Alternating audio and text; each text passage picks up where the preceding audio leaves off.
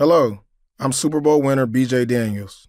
Don't worry, I wouldn't have always introduced myself this way, but since winning one of those famous rings our National Football League gives out to their ultimate champions, I have noticed that it's the first thing new people want to talk about. I don't blame them. I have always loved sports, have always wanted to excel at whatever game I played, and the game I played most was football. To me, from a young age, the football field was a place I could cherish, a place that my deepest competitiveness found its home, a place where I could fully be myself. I grew up studying great athletes, watching how they were on the field, what made them tick, considering what made them great. Because of college football players such as Charlie Ward, a man I watched and cheered on as a kid with my dad at Florida State University, and Virginia Tech quarterback Michael Vick, who I admired so much that I wore his number, 7, on my jersey. I have been interested in what makes these people propel themselves from mortal men to superheroes. When people meet me and immediately want to know about winning the Super Bowl, I get it. I get the intrigue.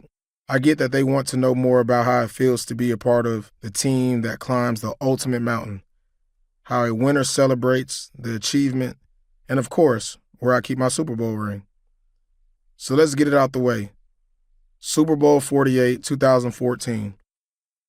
It was getting late when we, the winners, arrived at the most exclusive club in the most exclusive city in the world. We'd done our post-game duties. We'd given the press our words of joy. We'd looked into 1,000,000 television cameras and showed the world our beaming smiles. The locker room had been cleared, and soon there would be no trace of the raucous celebrations that had covered the walls and the floors with both our post-game sweat and fizzy champagne. All that was left to do was party. We arrived at New York City's most exclusive club, One Oak, as the Seattle Seahawks, champions of the world. We had partied before, of course we had. On countless occasions, we would go out as a team in whatever town we might have been in and find the best place to party. But on this night, we were a team who had reached the ultimate goal in football, so this party was just for us. The red carpet, lined by velvet VIP ropes, awaited us. We arrived dressed in our best, walked along the carpet, photographers, cameras lighting our way. Then we saw them, A-listers, lining the carpet, stars from music, movies, and television, and they were there to celebrate with us. The bouncers paused the line of the celebrities to let the Super Bowl winners in first, so some of the most famous faces on the planet, the likes of Meek Mill and Tiana Taylor, were there as I walked by. Inside, the club was packed, but I somehow managed to spot Drake, who invited me to his party at his table.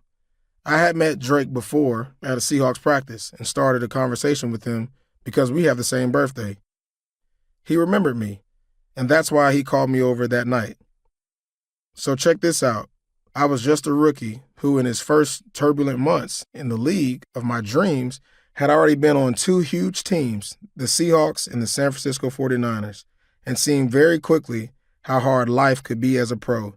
And then there I was, wearing that new ring, holding a glass of champagne and talking to Drake, who wanted to know how I felt to be the best. It felt good, but it wasn't the reason I had always dreamed of going pro. There had been no childhood dreams about winning the Super Bowl, no yearning to experience the glory of the game's ultimate prize.